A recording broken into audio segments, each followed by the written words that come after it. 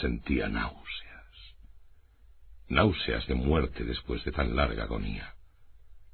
Y cuando por fin me desataron y me permitieron sentarme, comprendí que mis sentidos me abandonaban. La sentencia, la atroz sentencia de muerte fue el último sonido reconocible que registraron mis oídos. Después, el murmullo de las voces de los inquisidores pareció fundirse en un soñoliento zumbido indeterminado que trajo a mi mente la idea de revolución. Tal vez porque imaginativamente se lo confundía con el ronroneo de una rueda de molino. Esto duró muy poco, pues de pronto cesé de oír. Pero al mismo tiempo pude ver, aunque con qué terrible exageración. Vi los labios de los jueces togados de negro. Me parecieron blancos, más blancos que la hoja sobre la cual trazo estas palabras, y finos hasta lo grotesco. Finos por la intensidad de su expresión de firmeza, de inmutable resolución, de absoluto desprecio hacia la tortura humana. Vi que los secretos de lo que para mí era el destino brotaban todavía de aquellos labios. Los vi torcerse mientras pronunciaban una frase letal. Los vi formar las sílabas de mi nombre. Y me estremecí, porque ningún sonido llegaba hasta mí. Y en aquellos momentos de horror delirante vi también oscilar imperceptible, suavemente, las negras colgaduras que ocultaban los muros de la estancia. Entonces, mi visión recayó en las 7 altas bujías de la mesa.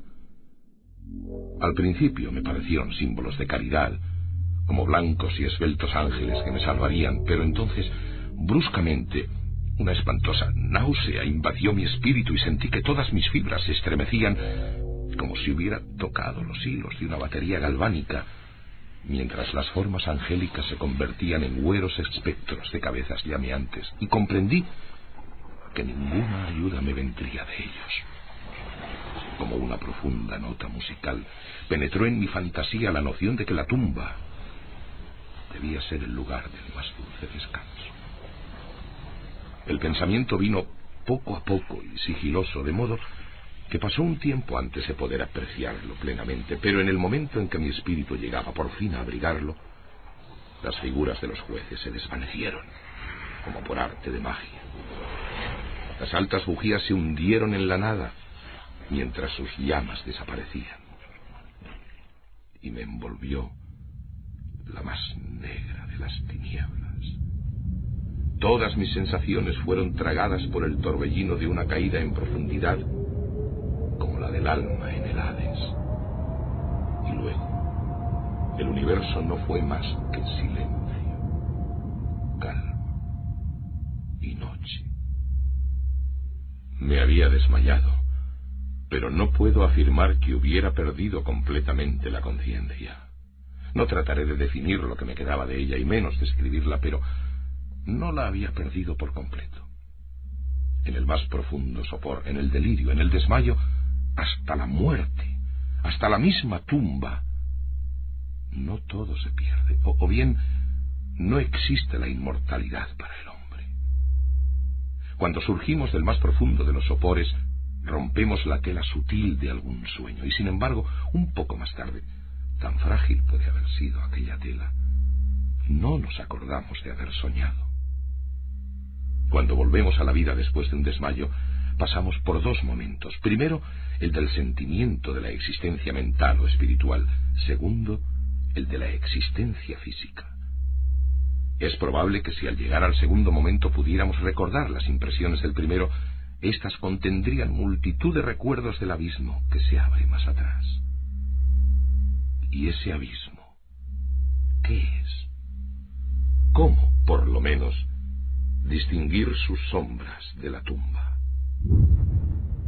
Pero si las impresiones de lo que he llamado el primer momento no pueden ser recordadas por un acto de la voluntad, no se presentan inesperadamente después de un largo intervalo, mientras nos maravillamos preguntando. De recuerdo me muestran borrosamente altas siluetas que me alzaron y me llevaron en silencio, descendiendo,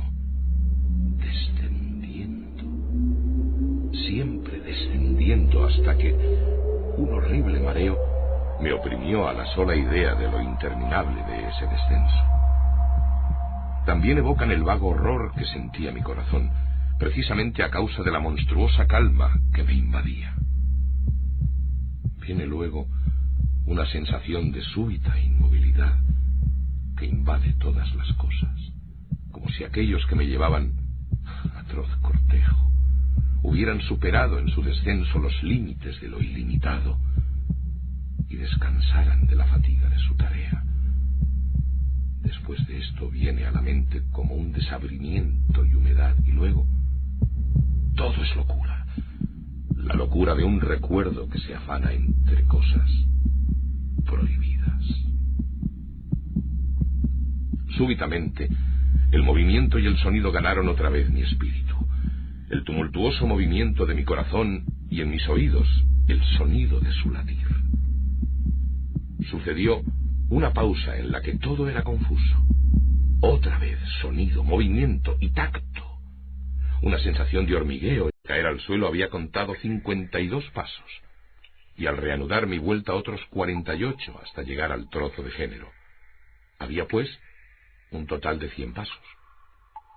Contando 1 yarda por cada 2 pasos, calculé que el calabozo tenía un circuito de 50 yardas. No obstante, había encontrado numerosos ángulos de pared, de modo que no podía hacerme una idea clara de la forma de la cripta, a la que llamo así, pues no podía impedirme pensar que lo era. Poca finalidad y menos esperanza tenían estas investigaciones, pero una vaga curiosidad me impelía a continuarlas. Apartándome de la pared, resolví cruzar el calabozo por uno de sus diámetros. Avancé al principio con suma precaución, pues aunque el piso parecía de un material sólido, era peligrosamente resbaladizo a causa del limo. Cobré ánimo, sin embargo, y terminé caminando con firmeza, esforzándome por seguir una línea todo lo recta posible.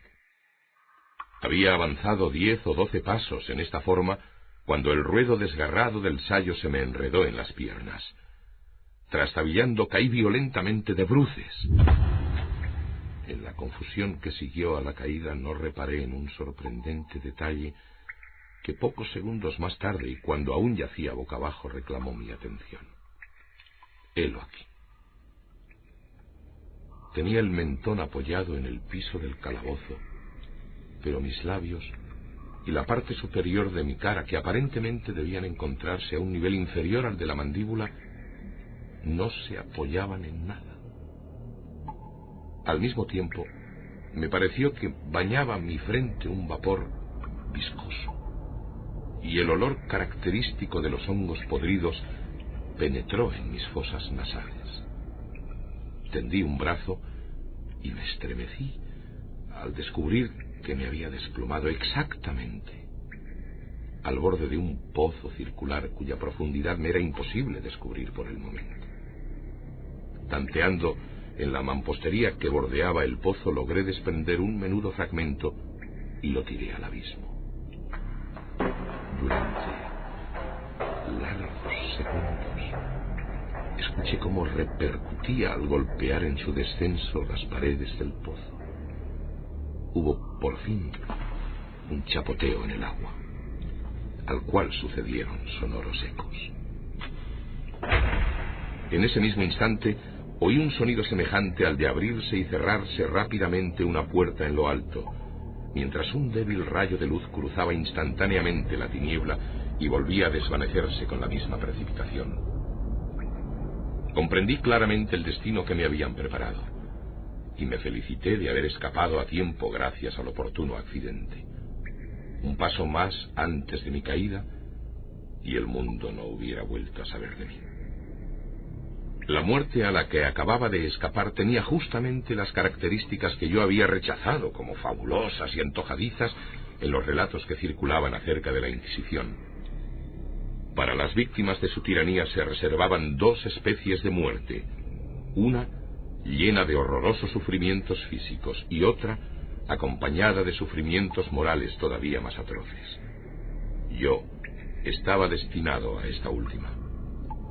Mis largos padecimientos